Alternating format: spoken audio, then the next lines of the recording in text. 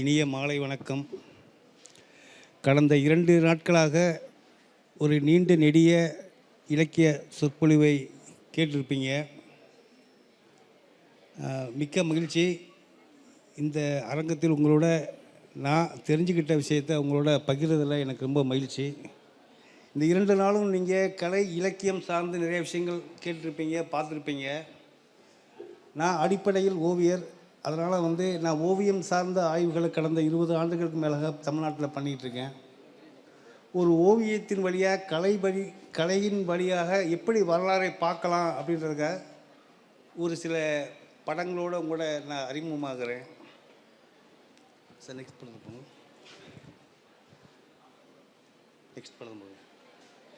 அதாவது சமீபத்தில் நம்ம தமிழ்நாடு முதல்வர் ஒரு அறிக்கை கொடுத்தாங்க. இந்திய பெருநிலத்தின் வரலாறு தமிழ்நாட்டிலிருந்து தான் இனி எழுதப்பட வேண்டும் அப்படின்னு சொல்லி சட்டமன்றத்திலையும் பேசினாங்க, பல கூட்டங்கள்லையும் சொன்னாங்க. ஏன் இந்திய திருநாட்டின் வரலாறு தமிழகத்திலிருந்து தான் இனி எழுதப்பட வேண்டும் அப்படின்னு நம்ம யோசிக்கணும்.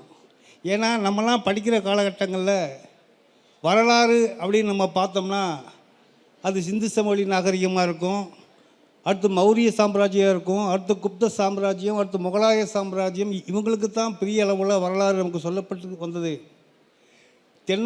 தென் தமிழ்நாடு பெரும்பாலும் புறக்கணிக்கப்பட்டே இருந்துச்சு நம்முடைய வரலாற்று பாடநூல்களில்.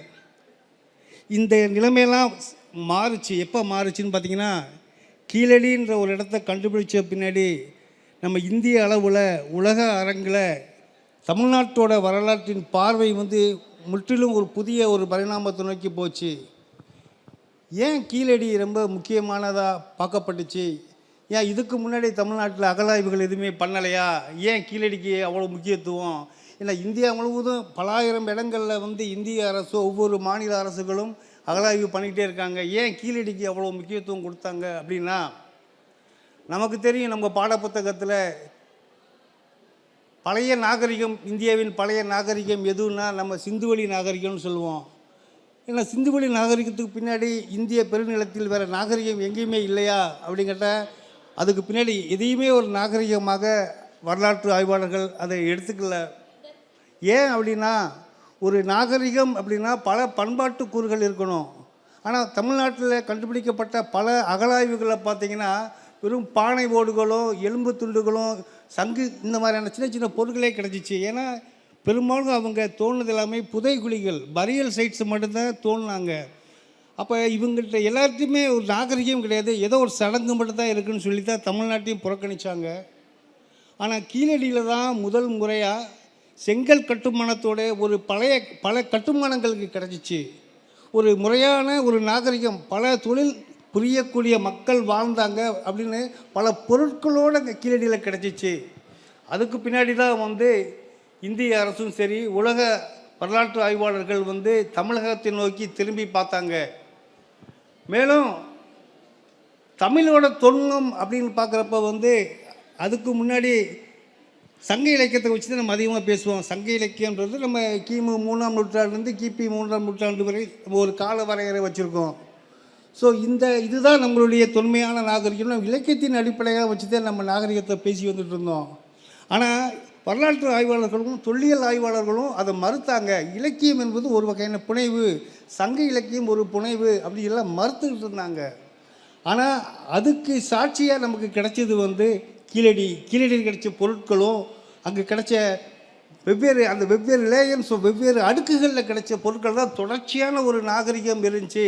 சங்க இலக்கியத்தில் சொல்லப்பட்ட, பட்டினப்பாளையில் சொல்லப்பட்ட, மதுரை காஞ்சியில் சொல்லப்பட்ட, பரிபாடலில் சொல்லப்பட்ட அந்த கட்டமைப்புகள் அப்படியே கீழடியில் இருக்கின்றதை ஒத்துக்கிட்டாங்க. அதே நேரத்தில் சிந்துவெளி நாகரிகத்தை பற்றி நம்ம பேசுகிறோம்.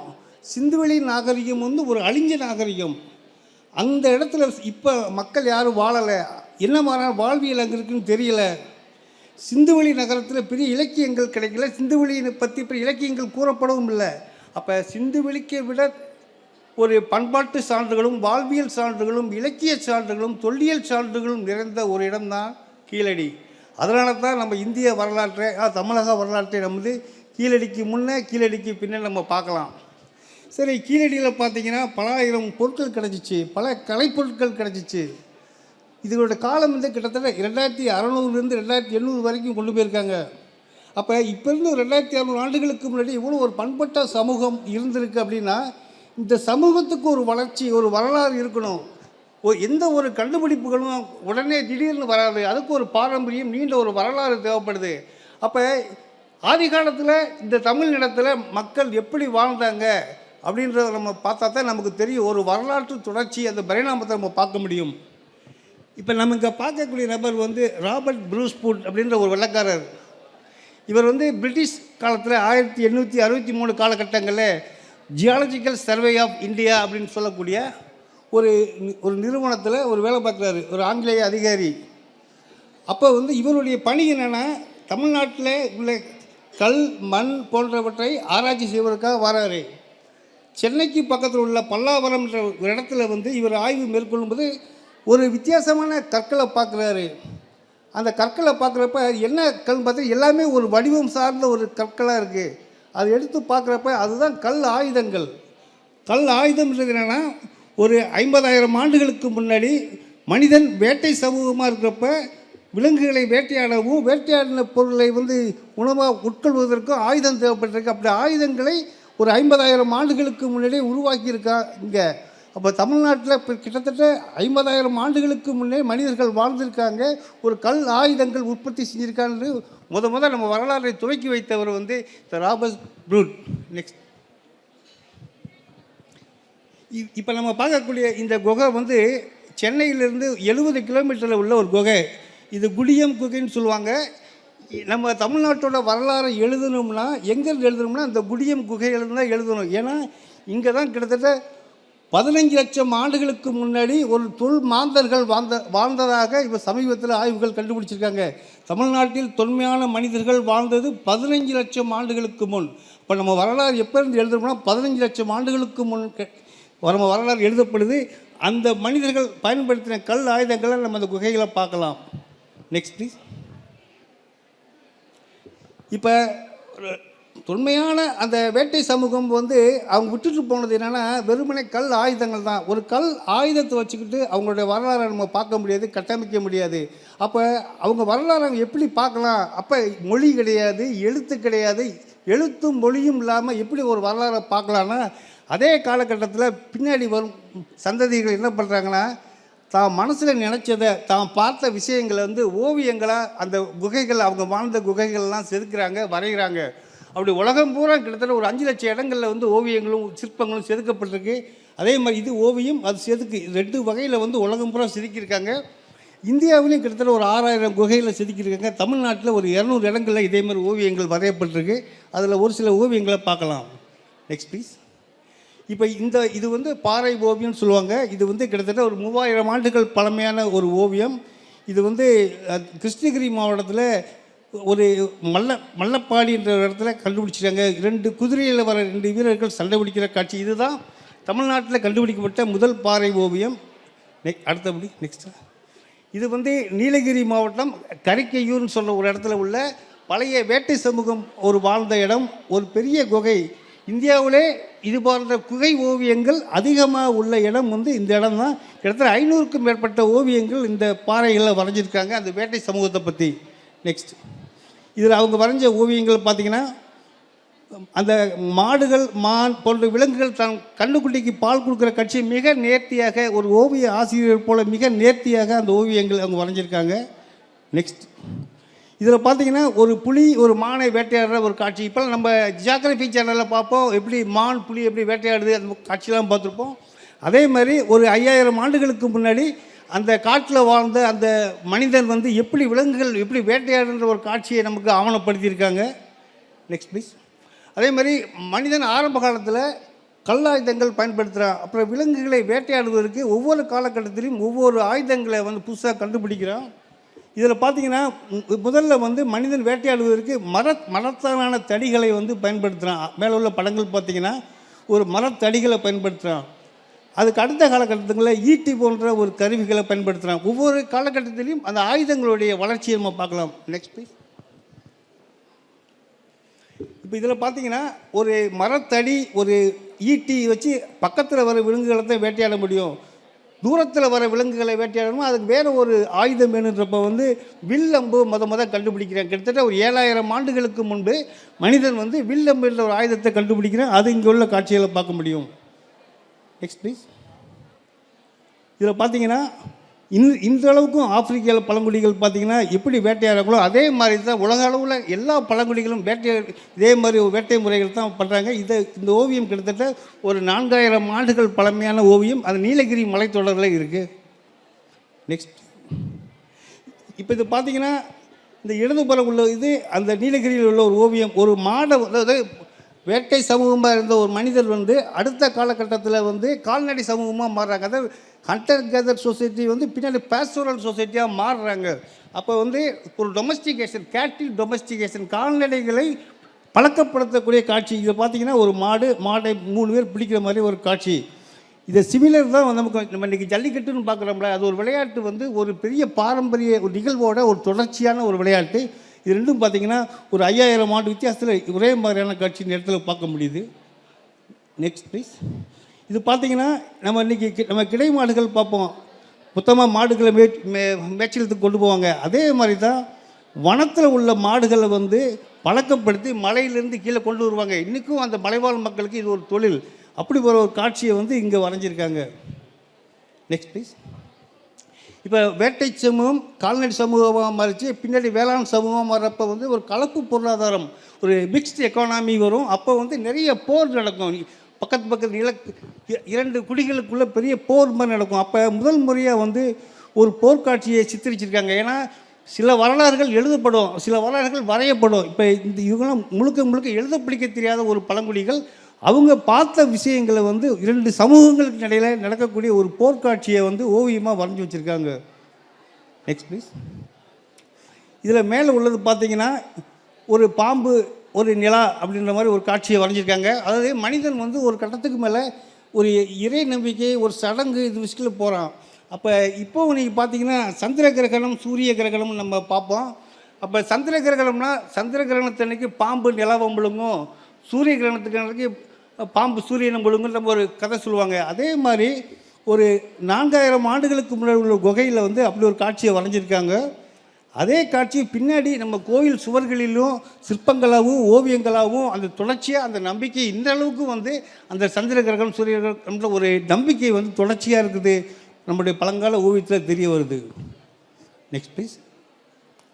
இப்போ அதே மாதிரி இந்த இடம் வந்து தமிழ்நாடு கர்நாடகா பார்டர், அந்த வீரப்பனுடைய காடு, அந்த காடு அங்கே பார்த்தீங்கன்னா ஒரு பெரிய ஒரு பாறை, அந்த பாறையில் கிட்டத்தட்ட ஒரு 100க்கும் மேற்பட்ட ஓவியங்கள் வந்து வரைஞ்சிருக்காங்க வெவ்வேறு காலகட்டத்தில். அப்போ அந்த காலத்தில் வேட்டைக்கு போனவங்க வந்து வெறும் வேட்டை மட்டும் ஆடலை, வேட்டையாடில் ஒரு சில பேர் வந்து ஓவியம் வரையக்கூடிய திறமை இருந்து தான் பார்த்த விஷயங்களை ஓவியமாக அவங்க பதுங்கி வச்சுட்டு போயிருக்காங்க. Next please. அதே மாதிரி இப்போ நமக்கு சிந்துவெளியில் வந்து நிறைய குறியீடுகள் நமக்கு கிடைக்கிது, சிந்துவெளி குறியீடுகள். அதே காலகட்டத்தில் சிந்துவெளி நாகரிகம் வந்து அதே காலகட்டத்தில் தமிழ்நாட்டில் உள்ள சில குகைகளில் வந்து அதே மாதிரி பொறிப்புகள் வந்து செதுக்கு ஓவியங்களாக பண்ணியிருக்காங்க. இது பார்த்திங்கன்னா திண்டிவனத்துக்கும் மரக்காணத்துக்கும் நடுவில் பெருமுக்கல்னு சொல்லக்கூடிய ஒரு மலையில் ஒரு குகையில் வந்து இது மாதிரி 100கணக்கான ஒரு செதுக்கு கற்கால குறியீடுகள் இங்கே செதுக்கியிருக்காங்க. நெக்ஸ்ட்.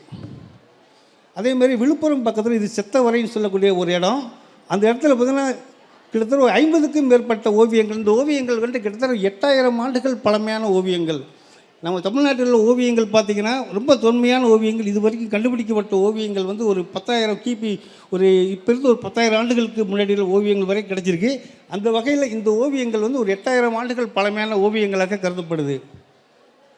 Next please. இது வந்து ஒட்டஞ்சத்திரம்ன்றது நம்மளுடைய ஒட்டஞ்சத்திரம் பக்கத்தில் வடகாடுன்ற இடத்துல இப்போ நம்மளுடைய இறப்பு சடங்குகள் பற்றி நம்ம இலக்கியங்களில் நிறைய குறிப்புகள் உண்டு. ஆனால் ஒரு 2000 வருஷத்துக்கு முன்னாடி எப்படி இறப்பு சடங்குகள் நடந்துச்சு நமக்கு தெரியாது. இதில் பார்த்தீங்கன்னா ஒரு இனக்குழு தலைவர் ஒருவன் இறந்து போகிறான், அவனை தூக்கிட்டு போகிறாங்க ஒரு பாடை மாதிரி கட்டி. அப்போ ஒரு ரிச்சுவல், ஒரு சடங்கு நடக்குது, இசை மேளம்லாம் அடிச்சுக்கிட்டு கொண்டு போகிறாங்க. அப்படி ஒரு மரணத்தை, ஒரு இறப்பு சடங்கை வந்து ஒரு ஓவியமாக பதிவு பண்ணியிருக்காங்க. Next please.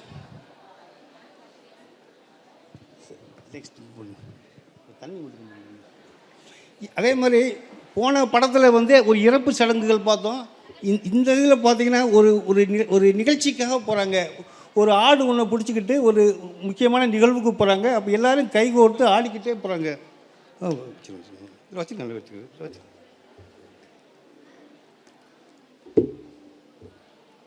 நெக்ஸ்ட் சார், இது வந்து இப்போ மதுரை மாவட்டம் அழகர் கோயில் பக்கத்தில் வந்து ஒரு குகை இருக்குது. நமக்கு எல்லாமே அழகர் கோயில்னால் நமக்கு எல்லாருக்குமே அந்த பெருமாள் கோயில் மட்டும்தான் தெரியும். இப்போ உள்ள அழகர் கோயிலேருந்து ஒரு 3 கிலோமீட்டர் வடக்கு நீங்கள் போனீங்கன்னா ஒரு பெரிய மலை. அந்த மலை மேலே வந்து 2000 ஆண்டு பழமையான தமிழி என்ற தமிழ் பிராமி எழுத்துக்கள் உள்ள குகை இருக்குது. மலை மேலே இருக்குது. அந்த குகையில் அதுக்கு முன்னாடி ஒரு 3000 ஆண்டுகளுக்கு முன்பு வாழ்ந்த அந்த தொல் மாந்தர்கள், அந்த வேட்டை சமூகத்தைச் சேர்ந்த தொல் மாந்தர்கள் வரைந்த ஓவியங்களை நம்ம பார்க்க முடியும். Next please. அதே மாதிரி இது திருவாதவூர் பார்த்திங்கன்னா அங்கே உள்ள இந்த சமணப்படுக்கை உள்ள ஒரு குகையில் இந்த ஸ்பைரல் டிசைன் மாதிரி இந்த கான்சென்ட்ரிக் சர்க்கிள்னு சொல்லுவாங்க. அதை அந்த வட்டமாக கிட்டத்தட்ட ஒரு 20க்கும் மேற்பட்ட வட்டச்சுருள்கள் வரைஞ்சிருக்காங்க. இது என்னென்னா ஒரு 3000 ஆண்டுகளுக்கு முன்னாடியே ஒரு பெர்ஃபெக்டாக ஒரு ஜாமெட்ரிக்கல் ஷேப்ஸை வந்து கண்டுபிடிச்சி ஒரு ஓவியமாக டெபிக் பண்ணியிருக்காங்கன்னா அவங்களுடைய mathematical knowledge and geometrical knowledge நமக்கு தெரிய வருது. Next please.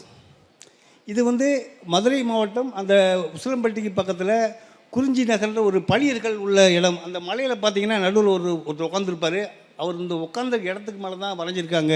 இது என்னென்னா மதுரையிலிருந்து கொச்சின், அதாவது சேர நாட்டுக்கு போகிற பெருவழி பாதையில் உள்ள ஒரு குகை. இங்கே பழியர் என்ற ஒரு பழங்குடியினர் இருக்காங்க. இந்த பழியர் தான் நமக்கு இங்கே விருதுநகர்லேருந்து தேனி, திண்டுக்கல், பழனி வரைக்கும் அந்த பழியர் மக்கள் இருக்காங்க. அந்த பழியர் மக்கள் வாழ்ந்த குகைகளை பார்த்திங்கன்னா இதுபோல் அவங்க என்வாரன்மெண்ட்டில் அவங்க சுற்றுப்புறத்தில் உள்ள விலங்குகளை பற்றி மிக நேர்த்தியாக வரைஞ்சிருக்காங்க. இப்போ மேலே உள்ள ஒரு ஓவியத்தில் பார்த்திங்கன்னா ஒரு யானையை வேட்டையாடுற ஒரு காட்சியை பார்க்கலாம். ஏன்னா இந்த பழியர்கள் வந்து யானைகளை வேட்டையாடுவதில் மிக வல்லவர்களாக இருந்திருக்காங்க. அதனால் அவங்க எப்படி வேட்டையாடினாங்கிற காட்சியை வந்து வரைஞ்சிருக்காங்க. Next please. இப்போ இது வரைக்கும் நம்ம பார்த்ததெல்லாம் ஓவியம் பார்த்தோம். ஏன் ஓவியம் பார்க்குறோம் அப்படின்னா, ஒரு மொழி இல்லாத காலத்தில், எழுத்துக்கள் இல்லாத காலத்தில் ஒரு மனிதன் தான் பார்த்த விஷயத்தை, தெரிஞ்ச விஷயத்தை மற்றவர்களுக்கு பகிரணும்னு சொல்கிற ஒரு நோக்கத்தில் வந்து ஒரு பெரிய ஒரு கம்யூனிகேஷனாக இந்த ஓவியங்கள் இருந்துச்சு. அப்படியே தொடர்ச்சியாக அந்த வேட்டை சமூகம் கால்நடை சமூகம் மாதிரி வேளாண் சமூகமாக மாறுறப்ப தான் மனிதன் கொஞ்சம் கொஞ்சமாக ஒரு நாகரிகத்துக்குள்ளே வரான். அப்படி முத நாகரிகத்துக்குள்ளே வரப்போ அது வரைக்கும் மனித இறப்பு, சக மனிதர்களுடைய இறப்பை வந்து துச்சமாக சாதாரணமாக மற்ற விலங்குகள் சக விலங்கு இறந்துச்சுன்னா வேடிக்கை பார்த்துட்டு போகிற மாதிரி இருந்த மனிதன் கொஞ்சம் கொஞ்சமாக மனிதன் உயிர், அன்பு இதெல்லாம் புரிஞ்சுக்கிட்ட பின்னாடி சக மனிதர்கள் யாராவது இறந்துட்டாங்கன்னா, நம்மளோட அப்பா இறந்துட்டா, தாத்தா இறந்துட்டா, நம்ம உறவினர்கள் இறந்துட்டா, அந்த உடம்பை வந்து அப்படியே போற்றக்கூடாது. அப்படியே விட்டாச்சுன்னா அது வந்து நமக்கும் விலங்குகளுக்கு வித்தியாசம் இல்லை, அதை பாதுகாக்கணும் அப்படின்றதுக்காக என்ன பண்ணுறாங்கன்னா, முதல்ல வந்து மனிதன் வந்து ஒரு நாகரிகத்துக்குள்ளே வரான். அப்போ வந்து இறந்து போன உடல்களை வந்து பாதுகாப்பாக புதைச்சி அதை வந்து மற்ற விலங்குகள் எதுவும் எடுத்துகிட்டு போயிடக்கூடாது அப்படின்றக்காக அதுக்காக கல் அறைகள் செஞ்சு அதை மூடி வைக்கிறான். அப்படி அந்த கல் அறைகளுக்குள்ளே என்ன பண்ணுறான்னா, அந்த மனிதன் உயிரோடு வாழ்ந்த சமயத்தில் அவர் யாராவது சாப்பிட்டா, அவர் யாராவது பயன்படுத்தினா, இந்த பொருளை பூரா உள்ளே வச்சு இந்த மாதிரி வெவ்வேறு டால்மெண்ட் சிஸ்டம்னு சொல்லுவாங்க. இது கல்பதுக்கை சொல்லுவாங்க. இது மாதிரி கிட்டத்தட்ட தமிழ்நாட்டில் 3000 இடங்களில் வந்து இந்த மாதிரி கல்பதுக்கைகள் கிடச்சிருக்கு. ஒவ்வொரு கல்பதுக்கையிலும் குறைஞ்சது 50லேருந்து 100, 200, 500ன்ட்டு ஏகப்பட்ட கல்பதுக்கைகள் இருக்குது. இதில் ஒவ்வொன்றும் ஒரு இறந்து போன ஒரு முன்னோர்களுக்கான ஒரு இடமா இருக்குது. இப்போ நம்ம அகழ்வாராய்ச்சி பண்ணுறப்ப இது போன்ற இடத்துல கிடைக்கப்பட்ட பொருள்களை வச்சு தான் என்ன மாதிரியான சமூகம் வாழ்ச்சி, என்ன மாதிரி நம்பிக்கையுடன் வாழ்ச்சி, என்னென்ன மாதிரி பொருட்கள் பயன்படுத்துகிறாங்கன்றது அகழ்வாராய்ச்சி மூலம் நமக்கு தெரிய வருது. இப்போ நமக்கு தெரிஞ்சதான் கீழடி போல், ஆதிச்சநல்லூர் போல், சிவகலை போல், பொருந்தல் போல் சில ஊர்கள் தெரியும். ஆனால் தமிழ்நாட்டில் இன்னும் தோண்டப்பட வேண்டிய அகழ்வாராய்ச்சி செய்யப்பட்ட இடங்கள் பார்த்திங்கன்னா கிட்டத்தட்ட 3000 இடங்களுக்கு மேலே நமக்கு இருக்குது. Next please.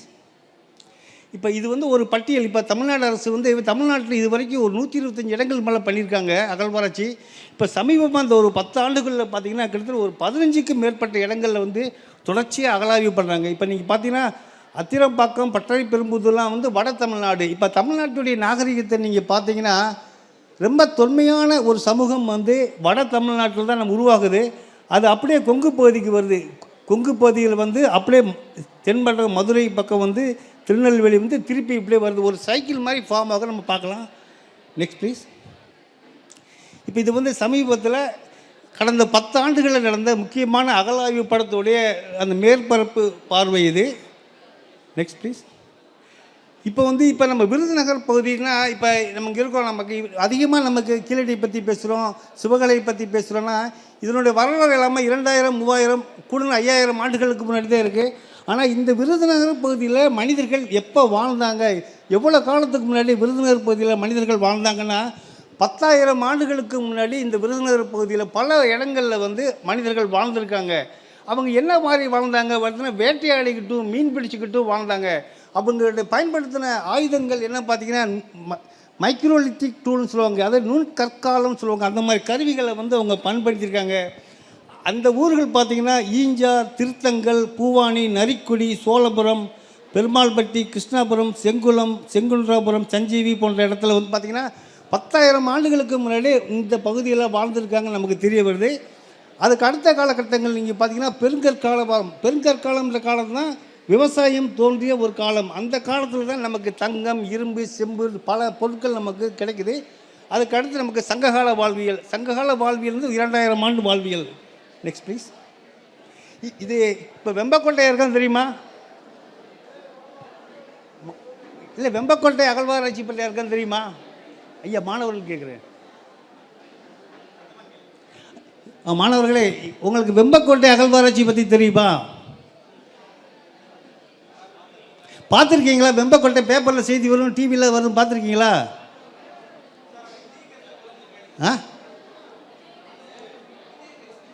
விஜய கரிசல் குளம் தெரியுங்களா? பரவாயில்ல. ஏன்னா அங்கே கிட்டத்தட்ட ஒரு 12,000 பொருட்கள் கிடச்சிருக்கு.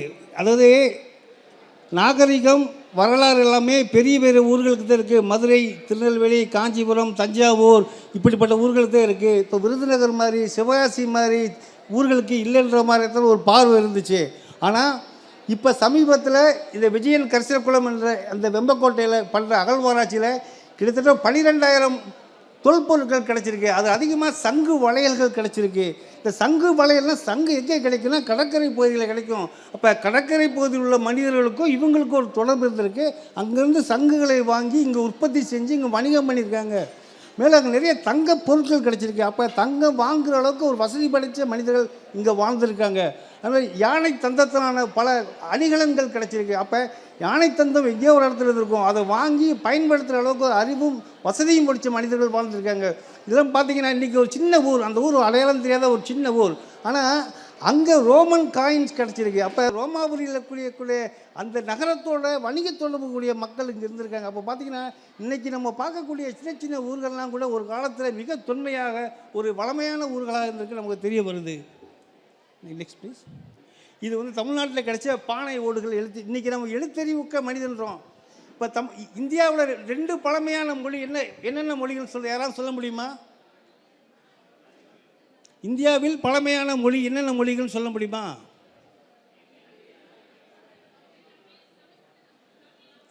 தமிழ், சமஸ்கிருதம், ரைட். இப்போ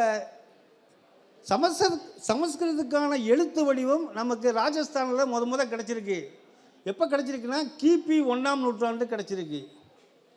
சமஸ்கிருத தொன்மையான மொழி தான். அதுக்கான எழுத்து வடிவம் வந்து கிபி 1ஆம் நூற்றாண்டு ராஜஸ்தானில் கிடச்சிருக்கு. ஆனால் தமிழோட எழுத்து வடிவம் பார்த்திங்கன்னா கிமு 6ஆம் நூற்றாண்டு கிடச்சிருக்கு. அப்போ சமஸ்கிருதத்தை விட கிட்டத்தட்ட 600-700 ஆண்டுகள் பழமையான எழுத்து வடிவம் கொண்டதாக இருக்குது. சமஸ்கிருதம் ஏதோ ஒரு சில இடங்கள் தான் கிடச்சிருக்கு. ஆனால் தமிழ்நாட்டில் கிடைக்கக்கூடிய அந்த எழுத்துக்கள் வந்து பானை ஓடுகளில் கிடச்சிருக்கு, பாறைகளில் கிடச்சிருக்கு, மோதிரங்களில் கிடச்சிருக்கு, வெவ்வேறு வடிவங்களில் இந்த எழுத்துக்கள் கிடச்சிருக்கு. அது ஒரு இடத்துல 2 இடத்துல கிடச்சா பரவாயில்ல. தெற்க நம்ம பார்த்தீங்கன்னா திருநெல்வேலி மருகார்தலிலிருந்து, வடக்கே காஞ்சிபுரம் மாமண்டூர்லேருந்து, மேற்கே எடக்கல் கேரளாவிலிருந்து தமிழ்நாடு பூரா பரவலாக கிட்டத்தட்ட ஒரு 500க்கும் மேற்பட்ட இடத்துல இந்த எழுத்தறிவுன்றது வந்து உருவாகி பரவலாக்கமாக இருக்குது. அதை இங்கே கிடைச்சிருக்க பானை ஓடுகள் மூலமாக நம்ம அறிய முடிகிறது. நெக்ஸ்ட். இது வந்து நம்ம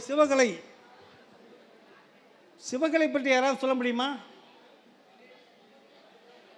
சிவகலை இரும்பு பற்றி சமீபத்தில் பேசுகிறாங்க, அதை பற்றி யாராவது சொல்ல முடியுமா? இல்லை, யாரும் பேப்பர் பக்கம் அந்த இரும்புடைய வரலாறு யாராவது சொல்ல முடியுமா? அது யாரும் படிக்கிற மாதிரி இல்லை உலகத்திற்கு. அதாவது இரும்பு என்பது ஒரு மனித குலத்திற்கு மிக மிக முக்கியமான ஒரு ஒரு ஒரு கண்டுபிடிப்பு, இரும்பு கண்டுபிடிப்பு. ஏன்னா இரும்பு கண்டுபிடிச்ச பின்னாடி தான் விவசாயத்தில் வந்து ஒரு உச்சக்கட்ட நிலைமைக்கு போனால், வணிகத்துக்கு போனால், அதன் வழியாக பன்னாட்டு உறவுகள்லாம் வந்துச்சு. அப்போ உலகத்திலே கண்டுபிடிப்பில் மிக முக்கியமான கண்டுபிடிப்பு வந்து இரும்பை கண்டுபிடிக்கிறது. ஏன்னா இரும்பு ஆயுதங்கள், இரும்பு பொருட்கள் கிடைச்ச பின்னாடி தான் இந்த சமூகமே பெரிய ஒரு வளர்ச்சிக்கு வருது. அப்போ ஒரு 20 ஆண்டுகளுக்கு முன்னாடி வரைக்கும் என்னென்னா, இரும்பு எங்கே கண்டுபிடிக்கப்பட்டது அப்படின்னா, ஆப்பிரிக்காவில் கண்டுபிடிச்சாங்க, மத்திய தரைக்கடல் நாடுகளில் துருக்கியில் கண்டுபிடிச்சாங்க, 1500 ஆண்டுகளுக்கு முன்னாடி கண்டுபிடிச்சாங்க, இந்தியாவில் வந்து 1000 வருஷத்துக்கு முன்னாடி கண்டுபிடிச்சாங்க, வட இந்தியாவில் வந்து 800 ஆண்டுகளுக்கு கண்டுபிடிச்சாங்கன்னு தான் வரலாறு இருந்துச்சு. ஆனால் இப்போ சமீபத்தில் கிருஷ்ணகிரி மாவட்டம் மயிலாடும்பாறையில் ஒரு இரும்பை கண்டுபிடிக்கிறாங்க. அவருடைய காலம் வந்து கிட்டத்தட்ட 4000 ஆண்டுகள் பழமையான இரும்புன்னு கண்டுபிடிக்கிறாங்க. அப்போ அதுதான் வந்து இந்தியாவிலே உலகத்திலே முதல் முறையாக இரும்பு கண்டுபிடிக்கப்பட்ட ஒரு பகுதியாக அறியப்பட்ட சூழலில் திருநெல்வேலிக்கு பக்கத்தில் உள்ள சிவகலையில் கண்டுபிடிக்கப்பட்ட இரும்பு மாதிரிகளை சோதனை செய்கிறப்ப அது கிட்டத்தட்ட 5200 ஆண்டுகளுக்கு முன்பு பழமையான ஒரு கண்டுபிடிப்பாக இருக்குது. இப்போ உலக அரங்கில் இரும்பை முதலாக கண்டுபிடித்து உலகிற்கு அறிமுகம் செய்தவர்கள் தமிழர்கள் தான் இன்றைக்கி உறுதிப்படுத்தியிருக்காங்க. அந்த சான்றுகள் தான் இங்கே நம்ம பார்க்குற அந்த சான்றுகள் இதெல்லாம். Next please. இப்போ அந்த பானை ஓட்டில் எடுத்து பார்த்தோம். அதே மாதிரி தமிழ்நாட்டில் கிட்டத்தட்ட ஒரு 50 குகைகளில் வந்து அந்த பிராமி எழுத்துக்கள், தமிழின்னு சொல்லக்கூடிய பிராமி எழுத்துக்கள் ஒரு 50 குகையில் இருக்குது.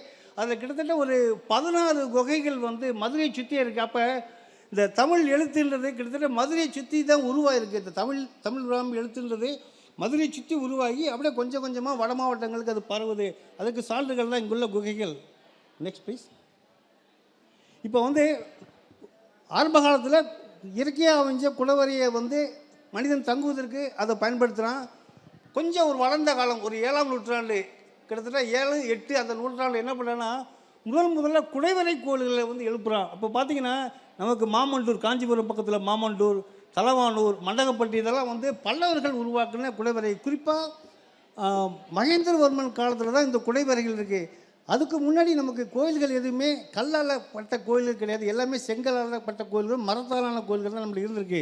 முதல்ல பல்லவர்கள் தான் வந்து இந்த குடைவரை கோயில்களை உருவாக்குறாங்க. அந்த மண்டகப்பட்டில் தான் முதல்ல மகேந்திரவர்மனுடைய கல்வெட்டுடன் கூடிய நமக்கு அந்த குடைவரை கோயில் கிடைக்குது. Next please. அதே மாதிரி மகாபலிபுரத்தில் புடைப்பு சிற்பங்களும் அந்த குடைவரை கோயில்களும் தொடர்ச்சியாக அங்கே மகாபலிபுரத்தில் பண்ணுறாங்க. Next please. இப்போ அதே காலகட்டத்தில் அங்கே வட தமிழ்நாட்டில் பல்லவர்கள் வந்து குடைவரையை அறிமுகப்படுத்துகிறாங்க. அந்த பல்லவர்களுக்கு எப்படி குடைவரை கட்டுமானம் அந்த கடை எப்படி தெரியுதுன்னா, அவங்க வந்து அஜந்தா எல்லோரோ போன்ற அந்த மரபுலேருந்து வந்தவங்க, அந்த சாதவாகனர் அரச வம்சத்திலேருந்து வந்தவங்க தான் பல்லவர்கள். அவங்க அந்த வட இந்தியாவில் உள்ள அந்த கட்டிடக்கலை மரபை தென்னிந்தியாவை கொண்டு வராங்க. அதே சமயத்தில் பாண்டியர்கள் என்ன பண்ணுறாங்கன்னா, அந்த பல்லவர்களும் பாண்டியர்களும் அடிக்கடி மோதுவாங்க. ஆனால் பாண்டியர்கள் என்ன பண்ணுறாங்க, அந்த பல்லவர்களுடைய கட்டிடக்கலையை தென்பாண்டிய நாட்டுக்கு கொண்டு வராங்க. அப்படி தான் நம்ம கழுகு மலையில் உள்ள அந்த சமண சிற்பங்களும் அந்த ஒற்றைக்கல் கோபுரங்களும் நமக்கு அந்த மாதிரி பல்லவர்களிலிருந்து பாண்டியர்களுக்கு வந்த ஒரு கட்டிடக்கலை மரபு. Next please. இப்போ அதே மாதிரி இப்போ நமக்கு வந்து இந்த மாதிரி குடைவரை கோயில்னால் நமக்கு மதுரை, திருப்பரங்குன்றம், மகாபலிபுரம் தெரியும். ஆனால் நம்ம விருதுநகர் மாவட்டத்திலே மூவரை வென்றான் ஒரு இடம் இருக்குது. யாருக்காவது தெரியுமா மூவரை வென்றான்? மாணவர்கள் யாரும் பார்த்ததில்ல கூட தெரியுது. மூவரை வென்றான்றது இன்றைக்கி ஒரு பேரையூர் பக்கத்தில் ஒத்ராப்பு போகிற வழியில் ஒரு சின்ன ஊர், அங்கே மலை கொழுந்தீஸ்வரர்னு சொல்லி ஒரு கோயில் இருக்குது. அது நீங்கள் பார்த்தீங்கன்னா மகாபலிபுரம் எந்த அளவுக்கு முக்கியமோ அதே மகாபலிபுரத்துக்கு நிகரான ஒரு கட்டுமானம், ஒரு குடைவரை கோயில் வந்து இந்த மூவரை வென்றான்ற இடத்துல இருக்குது. மலை மேலே வந்து அங்கே வந்து நடராஜர் சிற்பம், விஷ்ணு சிற்பம், பிள்ளையார் சிற்பம்னு மிக நேர்த்தியாக அந்த குடைவரைகள் வந்து அமைக்கப்பட்டிருக்கு. இது பாண்டியர் காலத்தில் அமைக்கப்பட்ட குடைவரை. ஆனால் இன்றைக்கி முறையான பராமரிப்பு இல்லாமல் அது வந்து வெளி உலகத்துக்கு தெரியாமல் ஒரு குடைவரை இருக்குது. Next please. அதேமாதிரி செவல்பட்டி யாருக்கா தெரியுமா?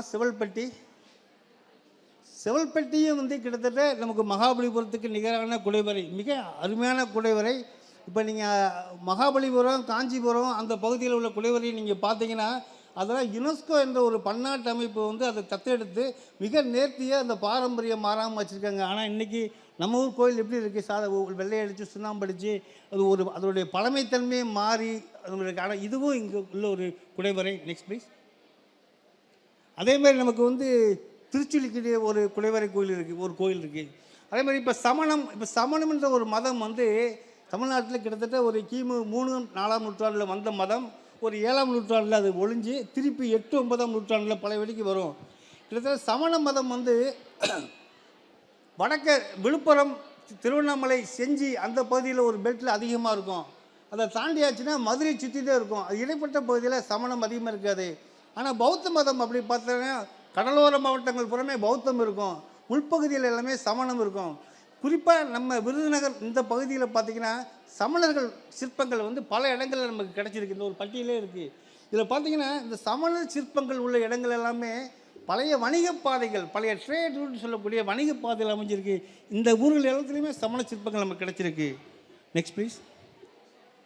அதே மாதிரி இந்த கட்டுமான கோயில்கள் ஆரம்பத்தில் குடைவரை கோயிலாக இருந்தது. இப்போ இன்றைக்கி தமிழ்நாட்டில் பார்த்திங்கன்னா ஒரு 60,000 கோயில்கள் இருக்குது. தமிழ்நாட்டில் ஒரு 60,000 கோயில்கள் வந்து கட்டுமான கோயில்கள் இருக்குது. இந்த கட்டுமான கோயில்களுடைய துவக்கம் எங்கேருந்து இந்த கோயிலில் கட்ட ஆரம்பித்தாங்க, அதாவது நாகரா, வேசரா, திராவிடான்னு சொல்லி 3 வகையான கட்டுமானங்கள் இந்திய அளவில் சொல்லுவாங்க. இப்போ நம்ம தென்னிந்தியாவில் உள்ள கோயில்கள் எல்லாமே திராவிட கட்டிடக்கலை மரபு. இந்த திராவிட கட்டிடக்கலை மரபு எங்கேருந்து துவங்குச்சுன்னு பார்த்தீங்கன்னா அது மகாபலிபுரத்துலேருந்து காஞ்சிபுரத்துலேருந்து துவங்குது. ஏன்னா முன்னாடிலாம் வந்து ஒரு கோயில் குடைவரை கோயில் கட்டணும்னா மலைகள் உள்ள பகுதியை நோக்கி கட்டணும், தனியாக கல் வச்சு கட்டுற ஒரு பழக்கம் கிடையாது. முதலாக ராஜசிம்மன் காலத்தில் தான் முதல்ல கட்டுமான கோயில்கள் வந்து கடற்கரை கோயில், அந்த இடதுபுறம் உள்ளது கடற்கரை கோயில் மகாபலிபுரம், அதுக்கு அடுத்து காஞ்சி கைலாசநாதர் கோயில், அடுத்து விழுப்புரம் பக்கத்தில் உள்ள தாளகிரீஸ்வரர் பணமலை. 3 வந்து முதல்ல தமிழ்நாட்டில் கட்டுப்பட்ட கட்டுமான கோயில். Next please. அதே மாதிரி ஓவியம், அதே காலத்தில் அதில் ஓவியங்கள் நமக்கு அஜந்தா ஓவியம் எல்லாருக்கும் பேசப்பட்டிருப்போம்.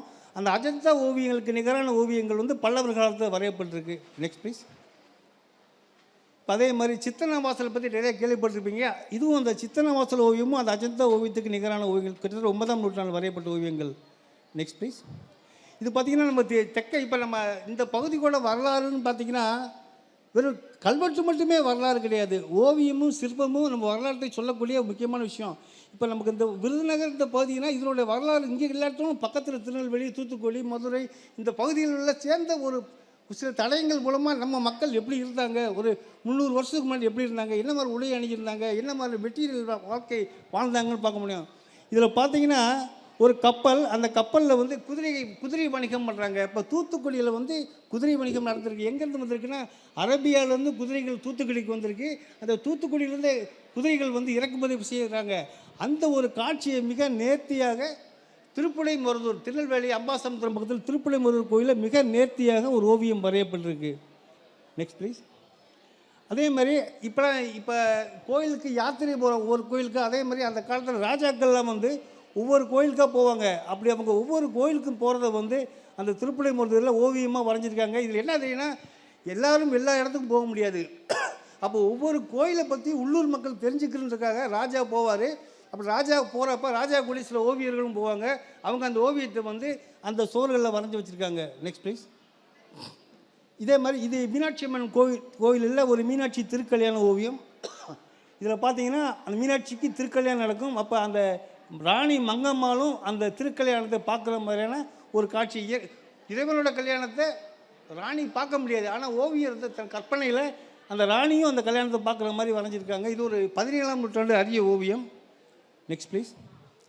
இப்போ வந்து இது வந்து மதுரை அழகர் கோவிலில் ஒரு 17ஆம் நூற்றாண்டு ஓவியம். இதில் பார்த்தீங்கன்னா இது ராமாயண காட்சியில் வரைஞ்சிருக்காங்க. ராமாயணத்தில் உள்ள அந்த குழந்தை பிறக்கும் காட்சி. இதில் பார்த்தீங்கன்னா இது உள்ளூர் பண்பாடை சொல்லக்கூடியதை. இப்போ ஒரு குழந்தை பிறச்சுன்னா எப்படி திரைச்சீலைகள் மறைக்கிறாங்களோ அந்த மாதிரி ஒரு காட்சியை வந்து ஓவியர் கட்டமைச்சிருக்காங்க.